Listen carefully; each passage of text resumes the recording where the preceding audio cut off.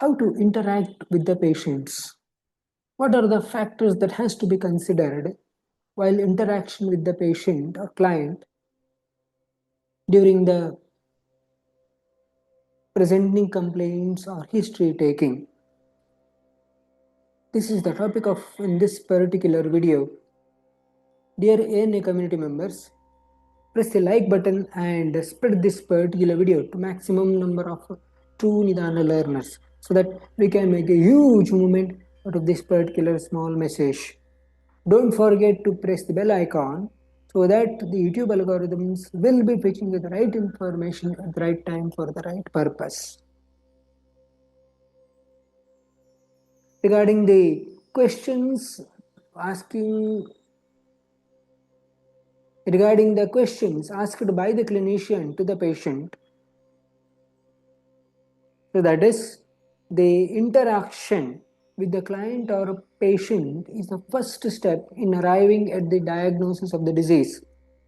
If the person is presented to you with the history of cough, the first and foremost symptoms we are going to analyze is the cough, which is mainly observed in the respiratory disease, and some of the occasions that may be observed in the cardiovascular diseases, or in some of the occasions where we are going to observe in alimentary canal diseases. So in this way, interaction with the patient or interrogation with the patient will be giving us the first clue in the diagnosis of the disease. Pain abdomen, which is radiating from loin to groin, which is mainly indicative of urinary system affliction. The person who is having the pain in the epigastric region associated with burning sensation in the epigastrium or retrosternal region and sore eructation, which may indicate the affliction of the disease, will be alimentary canal disease. If the person is having the pain in the knee joint, musculoskeletal disease. If the person is having the burning sensation in the palm and sole, nervous system, particularly the sensory system affliction. In this way, interaction with the client regarding the presenting complaint, so that is be giving us the main clue in the probable diagnosis of the disease. As the person is already anxious with the presenting complaint, they are having the little bit anxiety over their suffering. As the learner is interacting with the client for the first time, they are also having the anxiety how this particular patient will behave while having the interaction. Hence, so the normal interaction will be keeping the both learner as well as the health seeker will be at ease. Hence, we have to interact in such a way that we are going to know about the whereabouts of the patient before jumping into the history taking proper. For example, what is your name? How old are you? What is your occupation? And where are you coming from?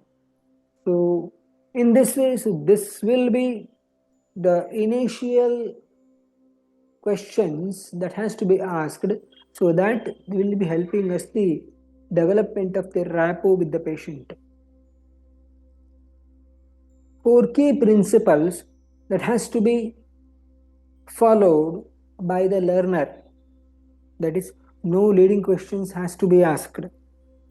Patient should be given a chance to have a free flow of speech, chronology of the symptoms, and be empathetic while having the interaction with the patient. So these are the 4 principles that has to be taken care of by the learner while having the interaction with the client or patient.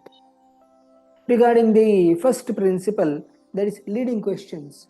Why leading questions should not be asked?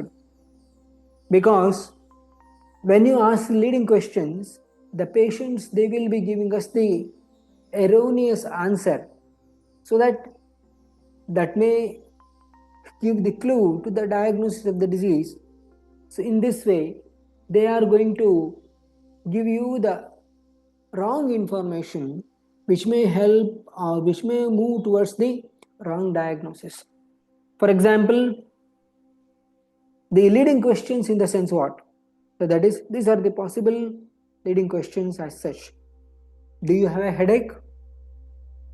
Which is specifically saying he is having headache. Do you have headache in the frontal region? This is the next level of the question, which is considered a leading question. Do you have pain in the right hypochondric region? If you have pain in the hypochondric region, will it radiating from epigastric region to uh, retrosternal region, or do you have the pain in the umbilical region which is radiating towards the right iliac fossa? Do you have aggravation of the pain on consumption of spicy substances, or do you have the relief from the pain abdomen after defecation? These are the leading questions that are considered to be moving us to make the wrong diagnosis as such. For example, do you have headache, which is mainly focusing the organs related to head itself? Do you have a headache in the frontal region, moving towards the frontal sinusitis? Do you have pain in the right hypochondric region, which may suggest the hepatobiliary system affliction? Do you have pain in the umbilical region, which is radiating towards the right iliac fossa? That is acute appendicitis. Do you have aggravation of the pain on consumption of spicy substances, acid peptic disease? Do you have pain relief from pain abdomen after defecation? So that is mainly indicative of acute distension of abdomen. So in this way, the leading questions is helping in the wrong direction. If you want to avoid, how we are going to ask the questions as such?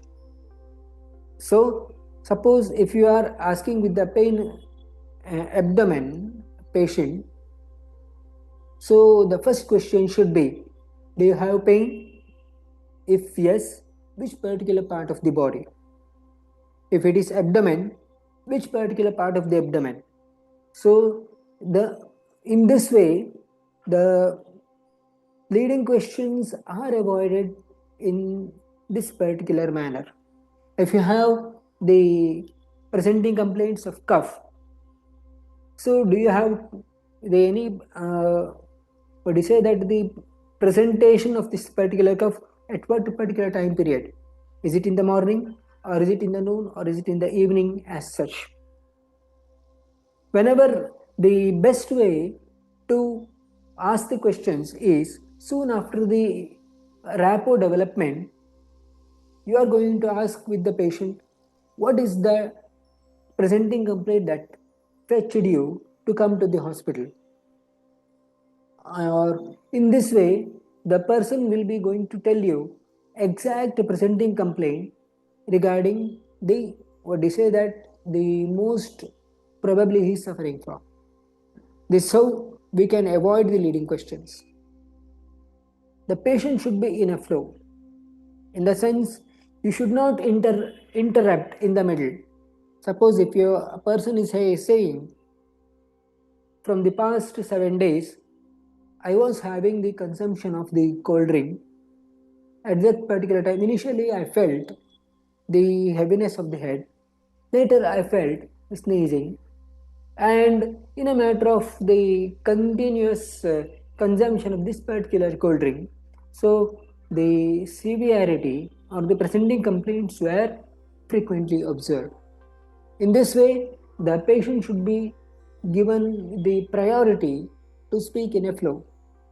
Suppose if the person is saying, I'm having cough, you should not interrupt since how many days. And if the person is saying sputum, what is that particular color of the sputum? So is it yellowish? Or in this way, you should not be interrupting in the middle. He has to be given the what do you say that the time period to describe the presenting complaints. Of course, there are certain situations where you are going to avoid this particular free flow of speech. For example, if the person is suffering from any kind of the mental illness, In this way, in that particular situation, we are going to avoid speaking in a flow. So here, the cough and sputum.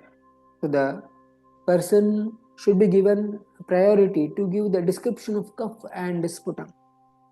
And if the person is saying sneezing, running nose, cough and sputum, they have to be given the priority to give the exact presenting complaints, description of these presenting complaints. Sometimes the person may complete this particular flow in a matter of 5 minutes or so. Sometimes 10 minutes you are going to take. So in that particular situation, you are going to speak in a particular flow itself. Other, if the person is moving frequently around and around, at that particular time you have to interrupt. Chronology of the symptoms. Chronology of the symptoms will be helping in noting about the exact source of pathogen. For example, if the person is having sneezing, running nose, cough, sputum, and if this particular presenting complaints were being observed in the chronological order, initially the sneezing, which may indicate the person is having the source of entry of the pathogen is happening via nostrils. If the person is having the burning micturition, if the person is having the pain in the, what do you say, that the lower abdomen, in that particular situation, based on the chronology of the symptoms, the source of the entry of the pathogen will be through urethra. If the person is having pain in the, what do you say, that the throat region associated with the pain abdomen, etc., in that particular situation, the source of the entry of the pathogen will be through the oral cavity.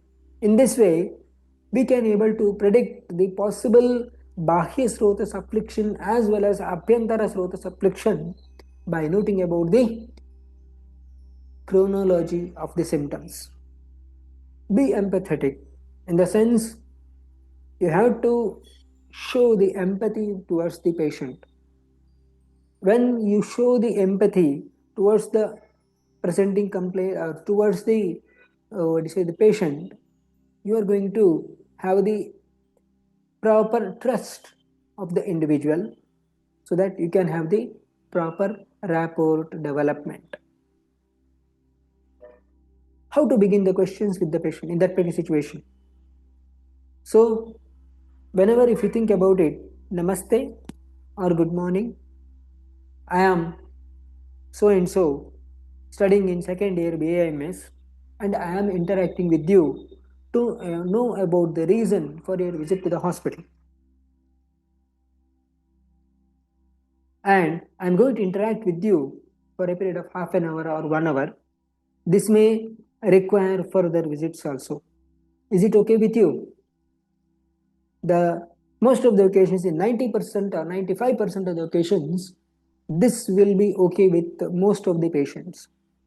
In this way, you are going to interact with the patients, which is considered to be one of the very, very essential component before having the history taking. To sum up, history taking is an art as well as science. Four major key principles that should be kept in mind. That is, no direct questions that should be asked. Patient should be given a fair chance to have a free flow of speech. While interaction chronology of the symptoms has to be noted to know about the possible source of the pathogen entry into the body, and be empathetic while having the interaction so that you are going to have the maximum number of information related to the presenting complaint. Dear ANA community, that is what is being discussed in this particular video. What are the major key takeaways from today's discussion? Mention in the comment box below. What is the one video that you'd like to hear in the coming days in this particular channel? Mention in the comment box below. And spread this particular video to maximum number of true Nidana learners so that we can make a huge movement out of this particular small message. Don't forget to press the bell icon so that the YouTube algorithms will be fetching you the right information at the right time for the right purpose. Thank you for watching this particular video. Something more will be discussed in the coming videos. Thank you once again.